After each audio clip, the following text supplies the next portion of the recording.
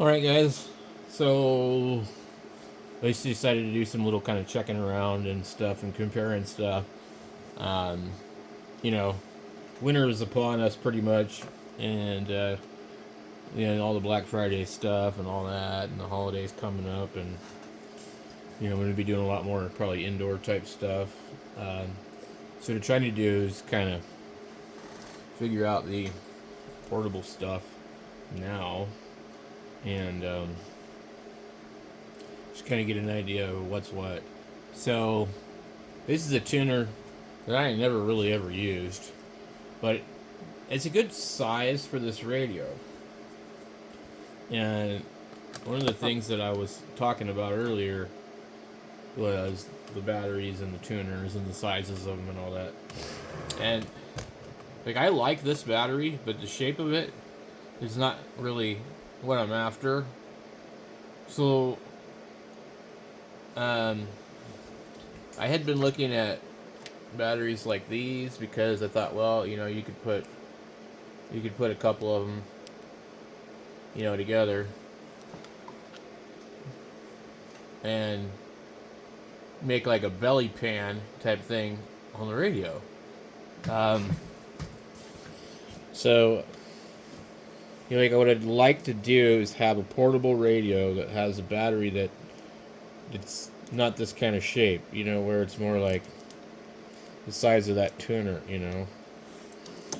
And what I found is that this is enough to run this radio for brief things. But like I think about it, like what if you had a bunch of these?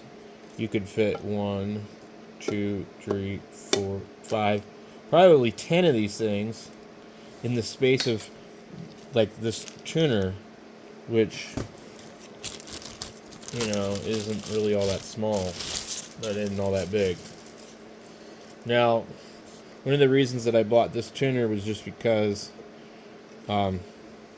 it was actually smaller than the QRP tuner and fit nicer with my 818 that I used to have. And so with the 818, this is probably a better match for a few reasons, because it's a better shape, it's a better fit. That stupid trapezoid shaped thing is useless for anything but that QRP radio, and it's just kind of a goofy shape. So this LDG also has the battery tray in it, but I've never really used it that much because I have the MP1 super antenna, and I just tune the antenna. Now, this radio, as we stated, has the problem with the SWR display. And there's a couple reasons that could be. But and this particular tuner doesn't interface well with any of the Yaesus. And I'm not really sure what the reason is why. But unlike some of these other tuners, like the MFJ 929 and other MFJ tuners that are about this size, they track and follow your radio. They remember where you're at. Just like an Icon radio, older Icon radios do. When you tune through the band, you can hear the tuner. It's moving, it's adjusting itself, and it's trying to guess where you're going to be. I noticed that like none of the new Yaesus do that. They actually don't even work on receive on the built-in tuners. And this is kind of more like one of those. It's sort of an automatic manual tuner, if you will. You put a carrier into it, you push tune, it tunes. Okay, if you have the radio interface and you can get it working correctly, when you push the tune button, it will put the radio into carrier mode for you. Okay, that's about all I think this particular one really does. The other tuners work a lot better than that, but they're also a lot bigger. Let me see if I can find the other ones.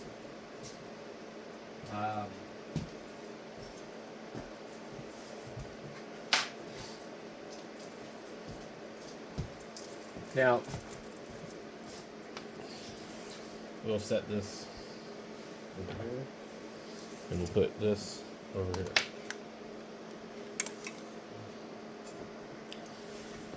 Now, this tuner has went up quite a bit in price. I have beat the living hell out of this thing. I need to find MFJ paint, and you just repaint it, and it would probably look pretty good.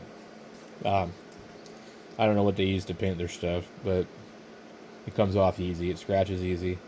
So this tuner here actually was more of the size for like a 706. And when you had it on the 706, it looked like it was about the same size, which it is. The 891 is a really small radio considering all things. This tuner here, though, with ICOM, is just like flawless. It's absolutely amazing. But with other radios, it's, I don't know how it would perform with, like, say, the 710 or anything like that.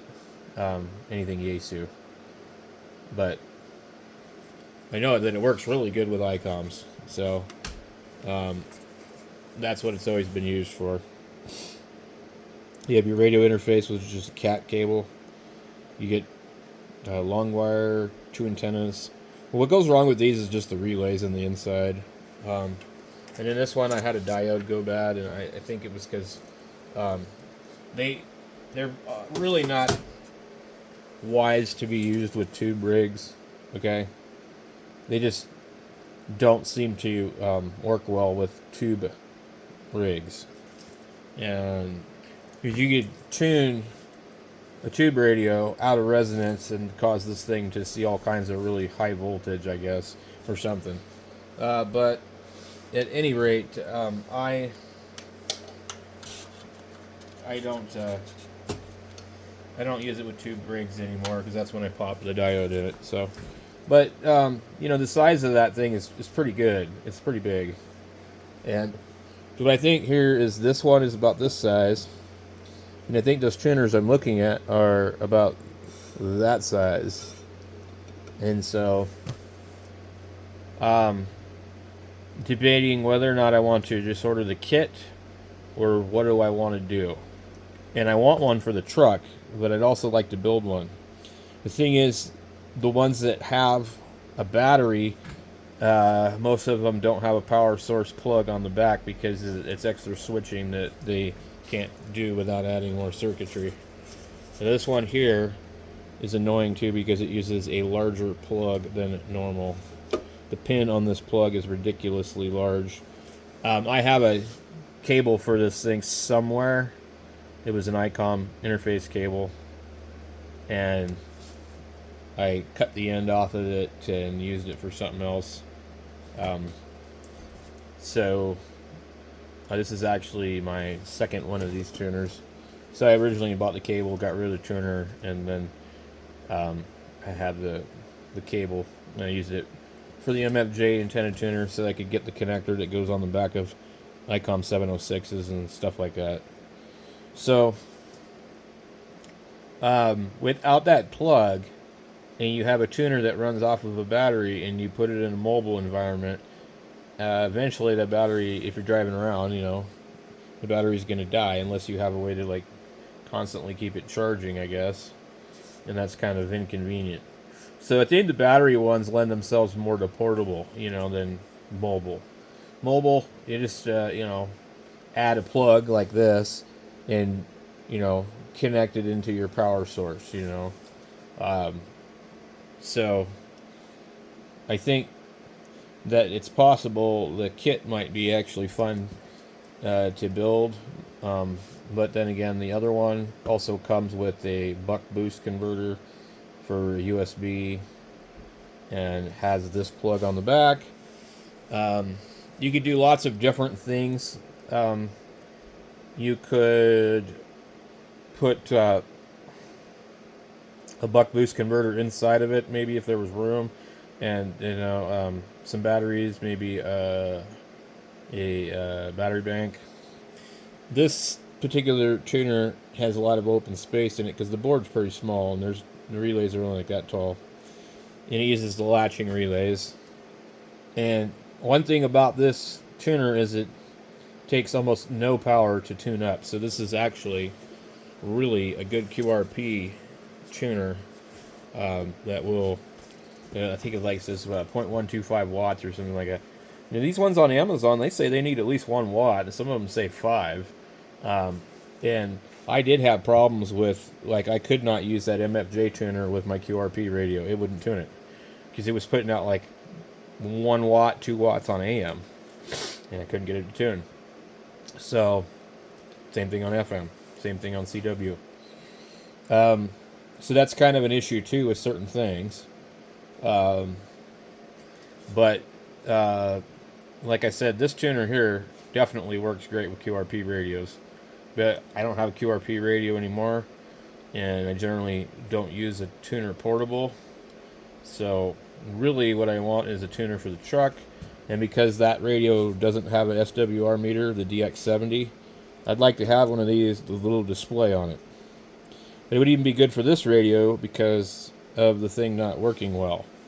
And some of those boards all look the same. There's 2 boards I've seen. And what I can tell is that certain models will have more than 1 button, and they'll have like an auto and a bypass. And I think all the boards actually have that option. So you could buy one of the cheaper ones that doesn't have all the buttons and then just, add to it later on. Because if we go here and look at what they were showing in here, let me see if I can pull this back up. It's funny, it won't show me my history. Yeah, okay.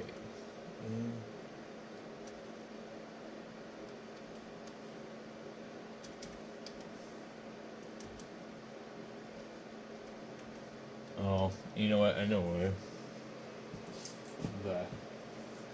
Disable the internet. So, yeah, I like to turn the internet off to my computer all the time because I don't like Windows constantly trying to update. It's really annoying. So, but I think we could drill holes in one of these other tuners and add the buttons. Or we could possibly buy one of the ones with the battery in it and all that stuff, and then buy one of the cases that has the buttons. So kind of like what I'm trying to do is figure out how to have the best of everything, and basically have fun doing it too at the same time. Let's see here. So we will search antenna tuner, and so this one here is the one I'm referring to that has the buttons that I think would be kind of important for mobile. You may not want the tuner in line, but you still want to read the watt meter, okay? And so that's why that would be important. Otherwise, I guess you would just flip the switch and turn it off. That would make the most sense. So, now, what's interesting with this one here is that I didn't actually notice before was, hey, what's this thing? So, I don't know what 550 grams is in pounds. Let me get over here. So this thing here is a buck boost, a boost. It's actually listed in the listing, I think maybe right here. It'll tell us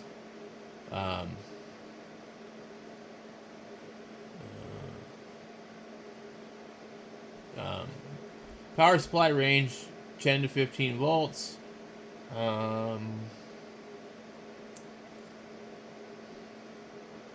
Minimum power, but there was something about this buck boost thing. But look how small this thing is.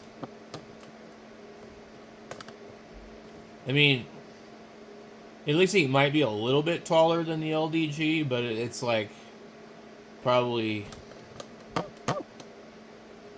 only up to here, maybe. And so automatic mode shows the dot.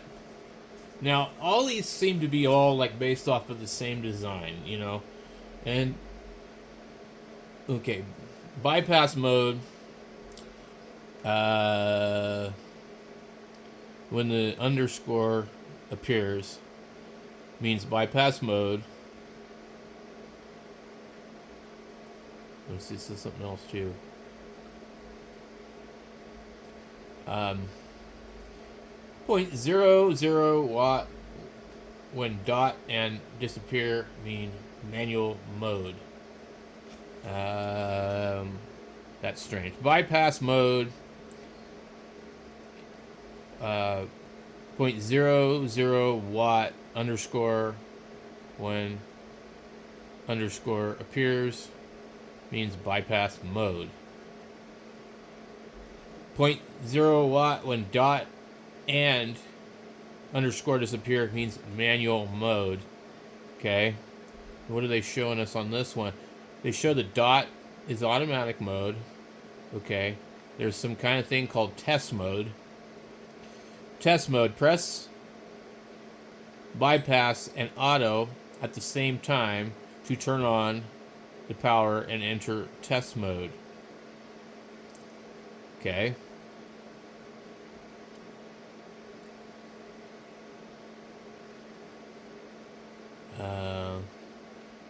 Fast test, press, tune, and bypass and auto at the same time. Then turn on the power to enter fast test mode. Okay. None of this stuff really tells you what it does, but you can expect that this is about what you're probably going to find when you order it. Like, they're not going to probably tell you any more than this. So what it looks like is this one is normally $93, but sometimes they lie, and this might have been the price even, with $1 maybe more before Black Friday. So you never really know if they're just kind of BSing you if you're not watching this kind of stuff all the time. So,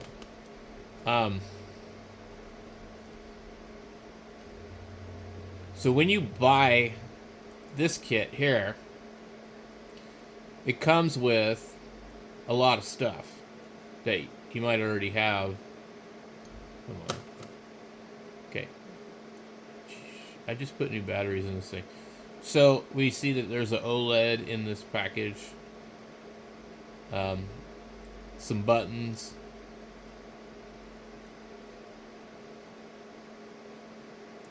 And then it has instructions here. And it shows that you put the yellow cable to whatever one for auto and the white cable to over there for bypass. And then it also shows like that there. So there's a lot of versions of this tuner that don't have those buttons. That's what I was talking about. They don't have them. But I think they all use the same board, which means that you can add them. And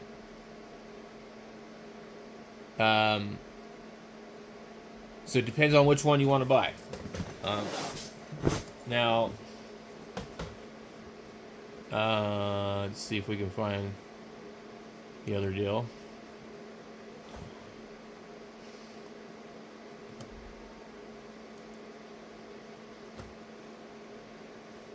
So I really don't know if I want to buy this. I don't know how much this little boost converter costs, if it would even be worth it.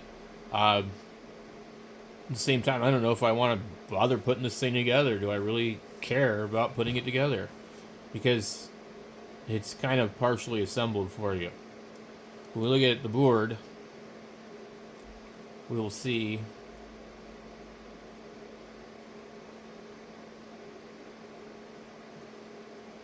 this has surface mount stuff on it already. Now, right here where you see this, if you can see the B in the ground, that is actually what they were like using, I think, for the bypass. And then one of these ones over here. And then these up over here with the letters on them are for the display. And there's a series of diodes and resistors on the board. There's an inductor. These are all going to be relays that you would solder in here. And then some more inductors. And the main chip that runs everything. And then back here, where your connectors go, and they supply this with SMA connectors. They won't let us get a good view of this. So you're going to have to wind these, and you're going to have to solder these in here. You're going to have to put those in there. You solder the bulkhead connectors. And then when you're done, I don't know why they show these other wires like they're just chopped off, and the display is just floating there for illustration purposes. We go over here. See, we can see here. It shows it right on the schematic. Bypass button and auto button. And so, but when you buy this, it doesn't come with those buttons. Those are optional. So you don't get those until you order the case. So, so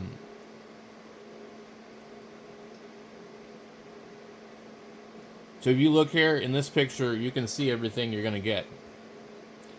Unless they're just not showing everything. You have the toroids, you have the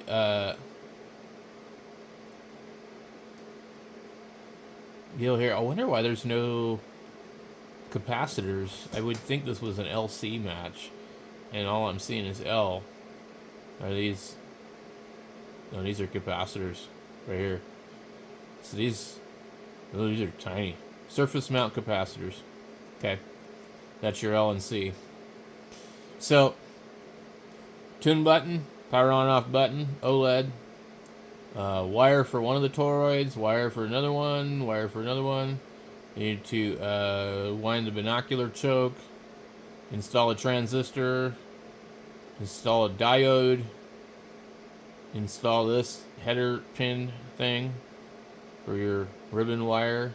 So this would go into the board, and then this would connect to it, and then that would connect to that. And then there's some capacitors, and these are SMAs. So that's basically what you're going to get. And if you wanted to do something like really kind of homebrew or whatever, I mean, you could, put this into something else. And I don't know, how well it works, but I'm assuming pretty good, So you could buy that and do whatever you want with it. Then we have these type here, which are going to be based off of the same thing. And there's a couple of these, if I can find them on here, they actually show you what's inside of them. And so I don't really care for this one because it has the older style connector, but it's got all the pertinent information that we're going to want in here. And let's see. So the back of it. Where's the back of it? So you have no way to charge this thing other than the port on the front. So when the battery goes dead, the battery's dead, okay? And that's just that. So you would need to keep that plugged in all the time. And I think there's something in here that says too about using that. That if you do something or other, it says it won't run off of it.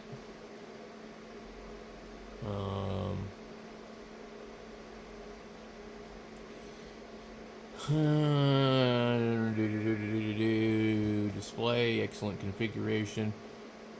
Insufficient adjustment may occur within 5 watts. So don't try to go below 5 watts. This is not for QRP at all. It is recommended the maximum power should not exceed 30 watts during tuning. It can be set to 100 watts after tuning. You need to use 9 to 12 volts to start the ATU. If you use a power bank or computer USB port to output power, you cannot start the 100 ATU 100 because their voltage is too low. What it's telling us is that basically,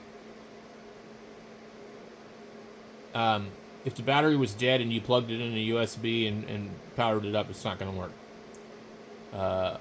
You'd have to wait until your battery is completely charged. And the battery inside of this is a 1,350 milliamp hour, 3.6 volt lithium battery. Why do they show a picture of the matte tuner? So, this is good information if you're QRP. Don't buy this one. Now, here is the only one that I've seen so far that will do both. And this can be bought with either a battery or no battery. And you get a completely different looking one if you don't.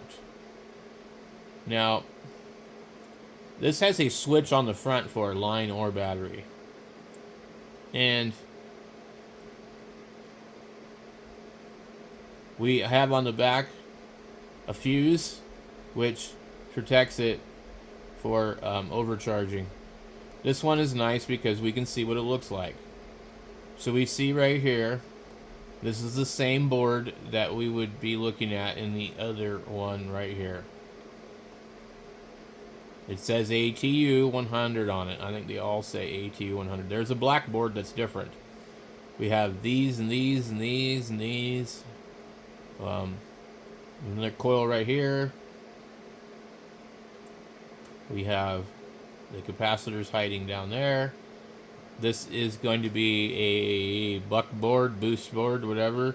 And then the battery appears to be right here where we see this kind of orangey colored wrapper. And then we have the display and the switch. So this one here, the connection is actually on the back of the board, but if you had room, you could drill some holes in it and put two switches on it for the other two modes. It claims to have a 5,000 milliamp hour battery, but I kind of doubt that. So we won't worry about that, though. It doesn't really matter. Let's back out of this. Come on. Oh, I wanted to look at the other one just to see if this is the version that I was thinking of. So now they show that you may or may not get an old or new version, which is completely different. And this picture here is showing a battery-powered one that I was talking about earlier. That's unlikely to be the old version, to be honest with you. This one says 30 megahertz. So now we've seen these ones, and then they have a switch on the front, and they have a switch on the back, and then they have for like a long wire, I guess, or whatever. The latest version, QRP antenna tuner. Well, it says it's QRP, but it might not be. Because if it's using the same board, then it actually cannot start on that low of a voltage. Minimum power required to start tuning, 5 watts. It's not QRP. You can't use the QRP radio with that one either then.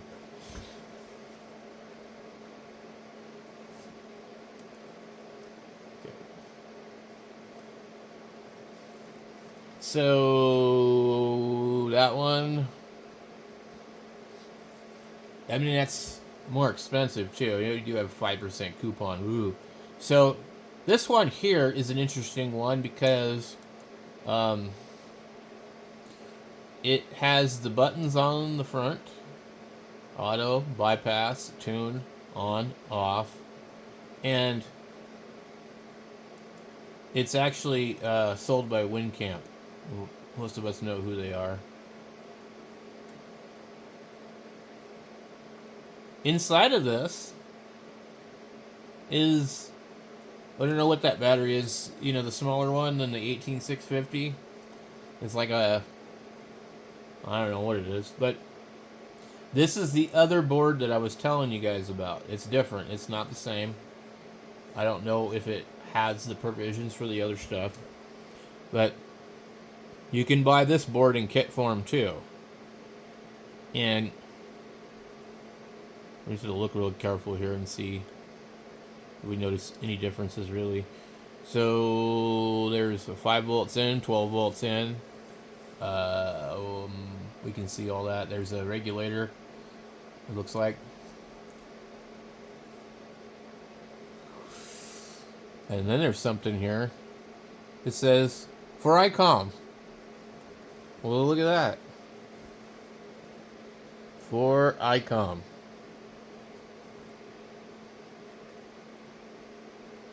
And then it says 12 volts in, TREQ, tune, grid.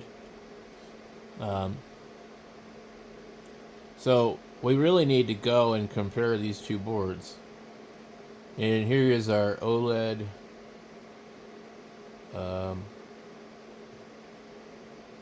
And all of these, auto, bypass, DC switch. This board is a lot different. But okay, so this one here, if you got a 10% coupon on this at $85, it ends up being the same as all the other ones. But so you have this thing, you can charge it, but you may not do well with keeping it going. Here's this one, and that was the one that they were showing in another ad, but this is the one I'm thinking about getting, and it's got like, you can get like 10% off on it basically, at 3% at checkout, and then a 7% coupon, and you'll be paying, probably be paying about $77 actually out the door. And they don't show you what the display looks like, but I'm pretty sure it's going to be the same.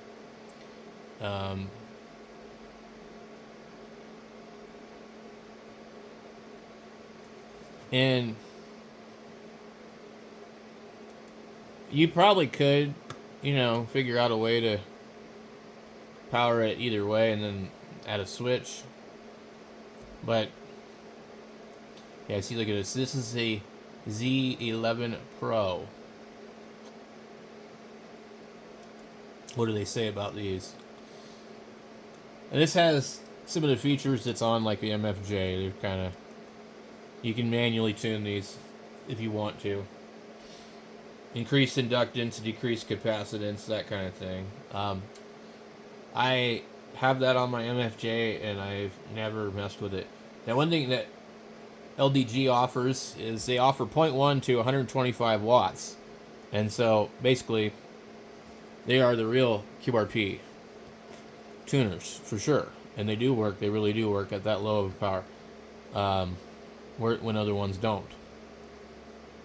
I've personally experienced that. So it says here, Z11 Pro provides semi-automatic antenna tuning. So this is kind of probably what I was referring to about the ICOMs. Across the entire HF spectrum, plus 6 meters at power levels up to 125 watts. It tunes dipoles, verticals, Yagis, and virtually any coax-fed antenna. It will match a range of antennas and impedances far greater than some other tuners you may have considered, including the built-in tuner of many radios. It's similar to the previous LDG tuners, but is specifically designed with battery-powered operation in mind. It uses little power while tuning and essentially zero power while on standby. Onboard solder pads allow easy connecting of a user-supplied internal battery pack for the ultimate in convenience and portability. The new Z11 Pro uses a lower battery voltage than the previous Z11 Pro.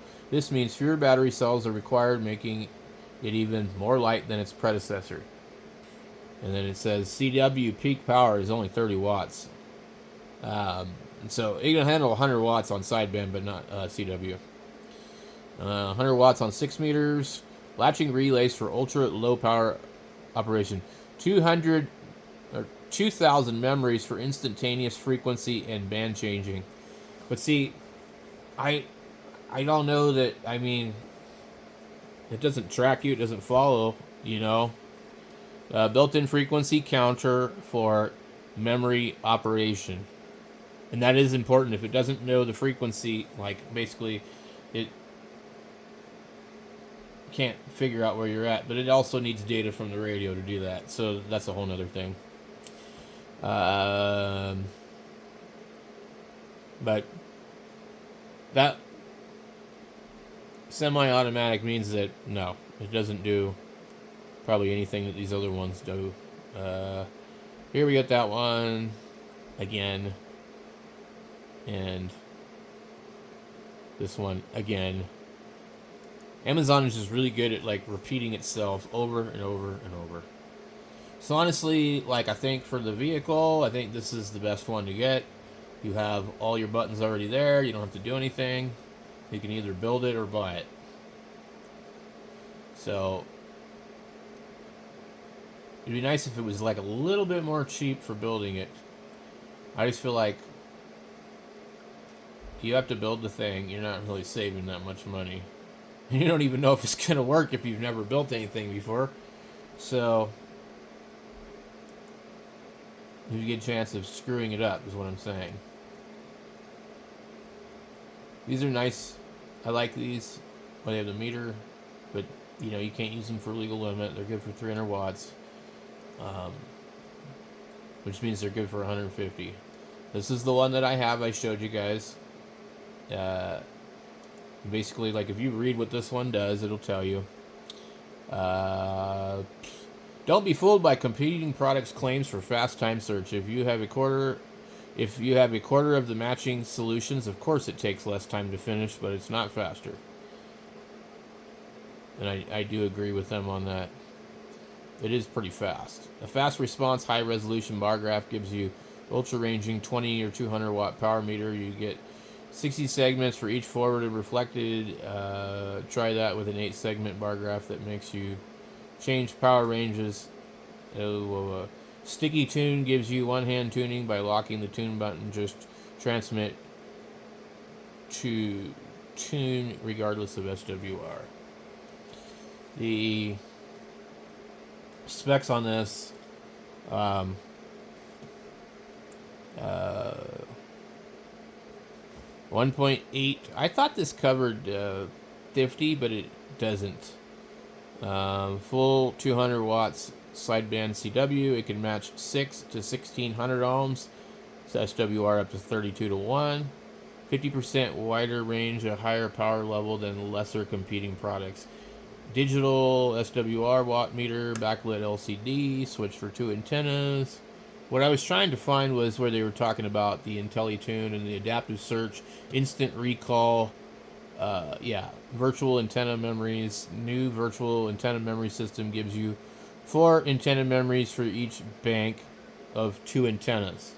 And that is one thing it does. Like there's antenna A, there's antenna B, antenna B1, etc., etc. And if you sit here with this MFJ and you have everything set up, it will remember everything. And when you have it hooked to an ICOM radio, it will go exactly where you need it to be. You won't have to sit and wait for it to tune. You're not going to get that out of the LDGs. So let's see what else it says. Built-in 50 megahertz frequency counter. Built-in interface lets you use a simple wire for compatible rigs. Other require a cable with expensive electronics. Binding posts for random wire self-test. High efficiency L network. 10 amp 1000 volt relays. Blah blah blah blah blah. RF duty silver mica capacitors. I wish they'd show you guys a picture of the inside of it, but it does work well. What's this a picture of? Somebody's Pro 2 for the signal link and all that good stuff. But see, the Pro 2 has a really good tuner already. And honestly, if you need a tuner to tune something to the Pro 2, it's really a bad match. And you probably shouldn't be using this.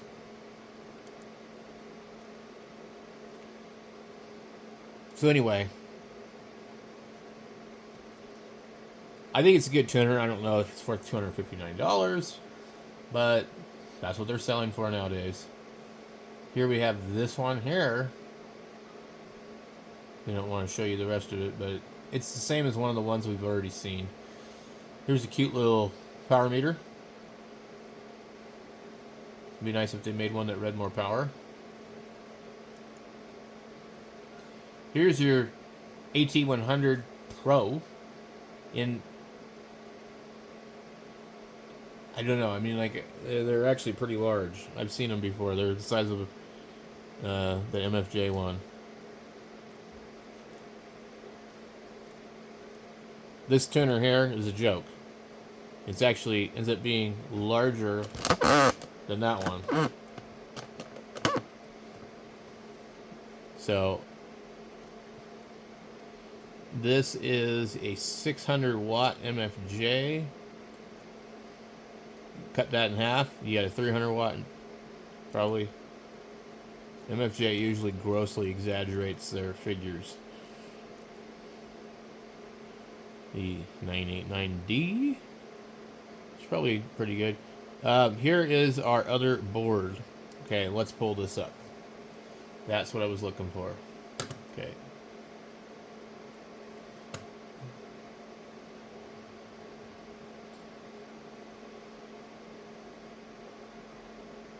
I don't know if it's going to give us a close-up on it, because this is the assembled version.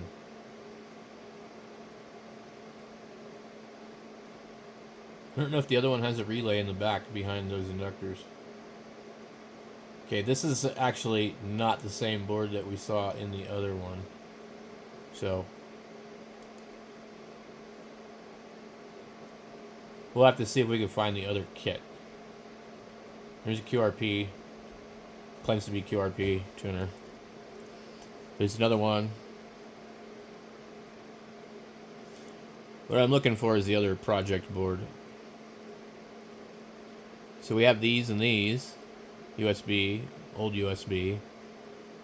I think pretty much same tuner, different color button, different USB.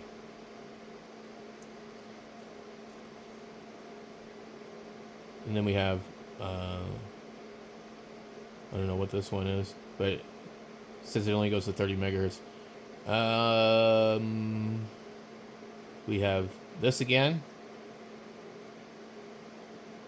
But I'm not looking for that one. I'm looking for the one that isn't assembled.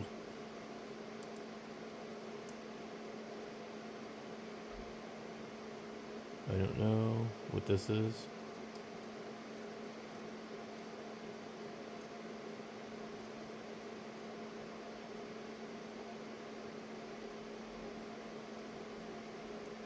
Another one that's assembled.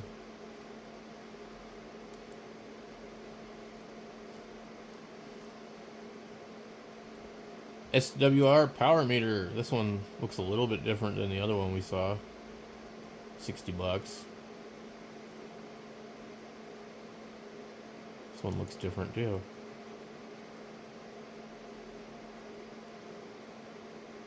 It does appear to be completely different.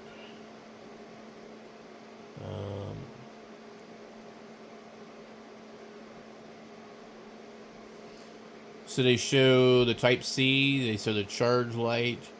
It says FM, AM, CW, and then the display looks to be different. So this one's going to have a battery in it. And we're going to have power, inductance, SWR, capacitance displayed on the front. And only to 30 megahertz. And looks like BNC connectors. So this is different. 20 watt, I think it says. So this is, yeah, 20 watt max. Okay. That's why it's different.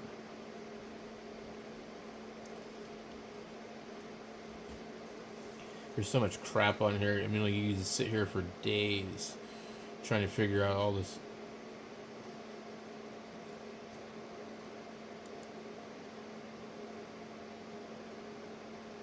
$79.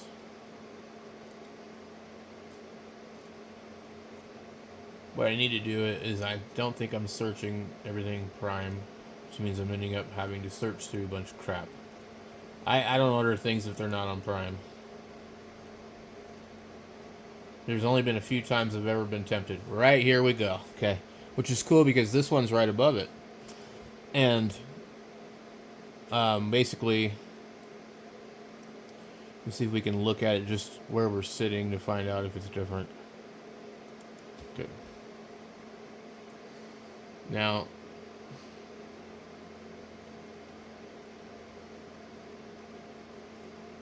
the view of it isn't real great, but I don't see anything that says for ICOM on it, so this is not the board that's in the WinCamp one. It's just like the other board, basically. It looks identical. So that's kind of a decent picture. Kind of give you an idea what it would look like when you build it. Yeah, so the other tuner is completely a different board. So basically everything else we've looked at so far has been different. But,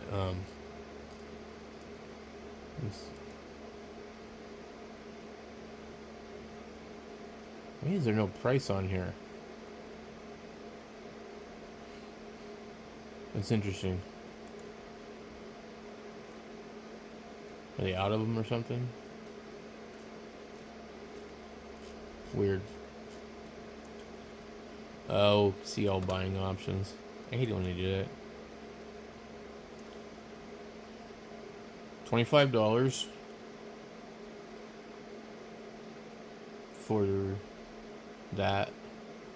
Well, what's the other options? I don't see any other options. Huh.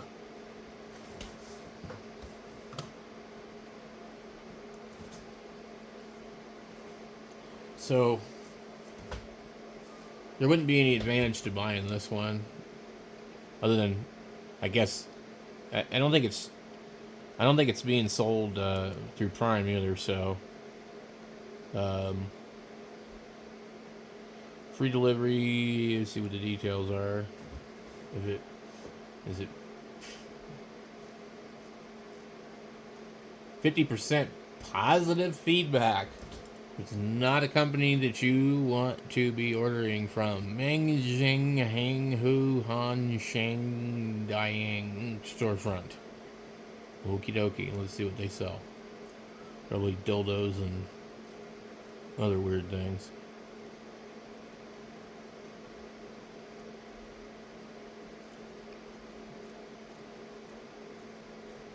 Yep. Anyway. So, basically, if you're interested in one of these, what do we got here?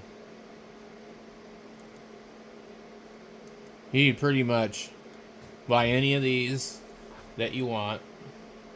60 watt. What the hell? You pretty much buy any of these that you want. They're all pretty much going to be the same. Here's the Mac tuner, which is a copy of the LDG, more or less. But you could buy any of these, and they're all probably going to just absolutely do the same thing. So let's see, Black Friday deals. Man, this is annoying because it just kicked me out of where I was at. Okay. Let's go in here just one last time and just go look and see what pops up. So this one's 76 bucks.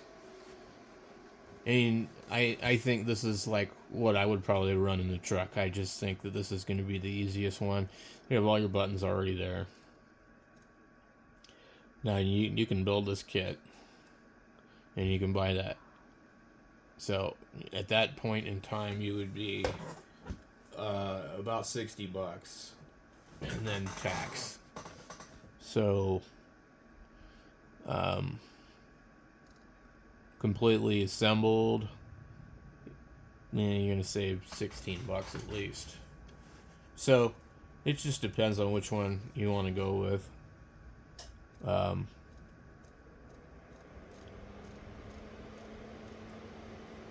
And none of the other ones are on Black Friday, I don't think. So, and it's possible that Amazon they're famous for coming out with better deals after the deals are over with. So, um, I'm kind of sitting here thinking, well, should I just wait? Are they gonna have even better deals on the actual like Black Friday? Black Friday? Because here it is, it's Wednesday, and you never know. It's hard to say what they're actually gonna do. Boy, that is. I don't want to see all the TV antenna tuner stuff. It's really hard to filter out certain things on Amazon. Like, they're just gonna nail you with all sorts of stupid stuff, and you're just gonna have to sort through it or don't bother. So, anyway, I'm either gonna probably get the kit and build it, or I'll buy the one like that, or I'll buy the kit and I'll buy one of the other ones with the battery. And I don't really think I need one for portable, to be honest. I've already got this thing. Um, but we'll see.